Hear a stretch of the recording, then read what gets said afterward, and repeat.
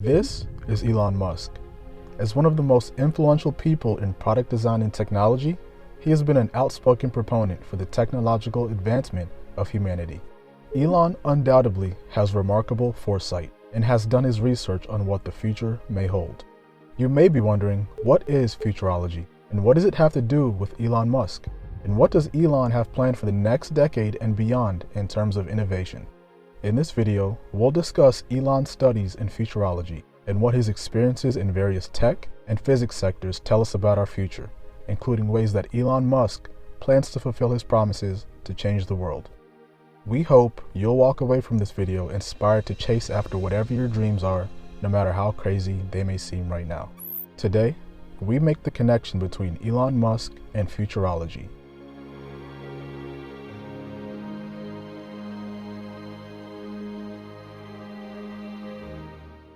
Welcome to Icons and Ideas, where we talk about thought-provoking ideas and make connections to your favorite icons in pop culture, hip-hop, and throughout history. Let's begin. What is futurology? Future studies, also known as futurology, is the study of social and technological advancement, usually with the purpose of exploring how people will live and work in the future. The study explores past and current trends in humanity and systematically determines what is likely to continue occurring and what could possibly change in the future. With this definition, we can already see where Elon Musk fits into the picture, so let's get into it.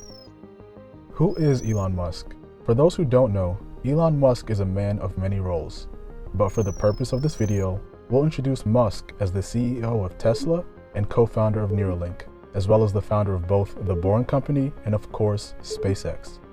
Now, let's briefly break down the background of each of these companies before we get into how each of them will drastically change our everyday lives. Number 1, Tesla. Tesla Motors was incorporated in 2003, with Elon becoming CEO in 2008. According to Elon, Tesla's master plan is simply these 3 steps. Number 1, build sports cars. Number 2, use that money to build affordable cars. And then number 3, use that money to build even more affordable cars, all while also providing zero-emission electric power options. Number 2, Neuralink. In 2016, Elon Musk co-founded Neuralink, a neurotech company with the goal of integrating the human mind with artificial intelligence. The company focuses on creating devices that can be implanted into the human brain, with the eventual purpose of helping human beings merge with software and keep up with the rapid advancement of technology. These enhancements could improve memory or even allow more direct interfacing with computing devices, resulting in us not needing to use handheld smartphones anymore.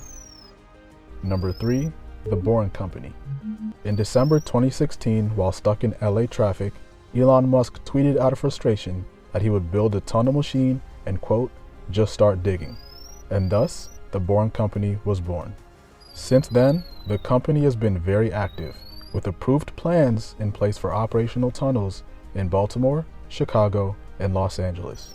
And last but not least, SpaceX.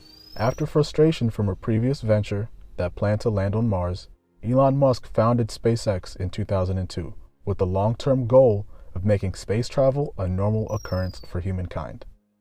But how in the world would space travel become a normal occurrence? Elon Musk sees a future where space rockets are reused like airplanes. Rockets are obviously much faster, so traveling from somewhere like New York to Paris could possibly be done in a fraction of the time with a rocket versus a plane. The only barrier would be figuring out a way how to make the rockets affordable and reusable. This is where Elon Musk and SpaceX come in. Elon Musk proposes that if a rocket, like an airplane, was reused dozens, if not hundreds of times, the cost of travel for passengers would drop dramatically. It's basic math. If we didn't reuse airplanes, it would cost upwards of $250 million to fly one way. But because we use the same plane tens of thousands of times, it becomes affordable. A SpaceX rocket costs about $60 million. If used 1,000 times, a trip would cost about $60,000. If you carry a few hundred people per trip, you can easily bring the price down to about the same price as your normal economy plane ticket. Imagine if, instead of taking that spring break trip or family vacation to the beach, you could take it to Mars. That could be a very real option in the future. The Starship is the current rocket Elon Musk designed to take people to Mars, but it can also be used for domestic travel, picking up and dropping you off from city to city. Elon Musk is confident that this will be a reality in less than a decade. It's exciting to imagine taking a weekend trip from New York to Paris with a commute taking 30 minutes or less. Hyperloop could be one of the most efficient ways to get people from city to city. Compared to traditional transportation methods like cars and buses, Hyperloop is half the price, 2 times faster, can't collide with other vehicles, is unaffected by weather, and of course, powered by solar energy. Using your car, it would take you at least 4 hours to drive from DC to New York on any given day, but with the Hyperloop, it would take less than 30 minutes. The trucking industry is responsible for over 20% of the world's greenhouse gas emissions. Self-driving electric semi-trucks will probably be the most efficient and clean way for long delivery trips to be made. One big worry that people have is that since transportation is one of the biggest employment sectors, what would we do if everyone's transportation is taken care of by AI self-driving cars? Elon Musk, like Andrew Yang predicted, believes that a universal basic income would be necessary for everyone in the future, since technological advancement will result in fewer jobs for humans. Self-driving cars could not only drive themselves, but be shared amongst people. When you're at work, instead of keeping your car in the parking lot, you could send it out to do Uber-like tasks and pick up other drivers, making you money. Why are our buildings dozens, sometimes hundreds of stories tall, but our roadways only 1 level? Elon Musk believes that the flying car highways that we all dreamed of might be unrealistic, but building highways below the surface might actually be within reality. We could build transportation networks that are 50 levels deep, and that allow cars to safely travel over 100 miles per hour to their destinations. Tesla Autopilot would take over once you enter the Boring Company tunnel. However, the main downside to the underground tunnel idea is that safe tunnels take a long time to build. Elon Musk has discussed the progress of technology and how despite any rate of change, video games and entertainment will continue to become more realistic and more connected to our everyday lives. How many people throughout the day do you see with not just smartphones, but with smartwatches? We have been becoming more connected to our phones and tech wearables. The next step after wearables is to physically connect to technology via Neuralink into our brains. A chip would be connected to our brain and allow us to become real cyborgs by connecting directly to computers using our mind. This has been a very controversial topic over the past few years. But is it just a normal step in the evolution of tech? Many people decades ago swore against having landline phones connected to their homes, but look where we are today. The plan by SpaceX is to launch thousands of satellites into orbit, providing worldwide internet access, no matter where you're located. Then, the same process could occur once we colonize Mars, providing planetary connection there as well.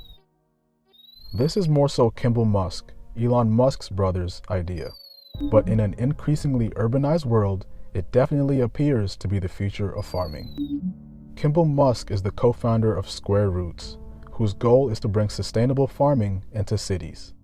But why would you want to bring farming into cities? Why not keep agriculture in open fields? With an increasing population of people moving into urban cities, transporting crops hundreds of miles is not very eco-friendly. Growing crops in an indoor, controlled environment leads to larger crop yields in a fraction of the time. Furthermore, growing plants vertically allows farmers to plant and harvest multiple times more crops than would be possible on a traditional farm. Not to mention, there's only so much fertile farmland that we can use in rural areas. Bringing farming closer to where people live is ultimately more sustainable and more efficient, and we can use the same tech on Mars once it's colonized.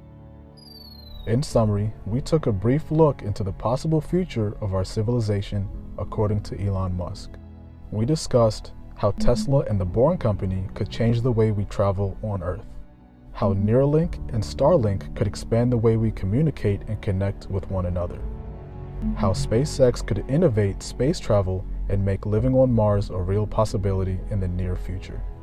And of course, how Kimbal Musk's vertical farms could make farming more sustainable and bring healthy, fresh food closer to our doorstep. Question: are you a fan of Tesla, SpaceX, Neuralink, vertical farms, or anything else we discussed in this video? Could these companies really accomplish their goals within the timeline they presented us? Comment below. Thanks for watching this episode on Icons and Ideas.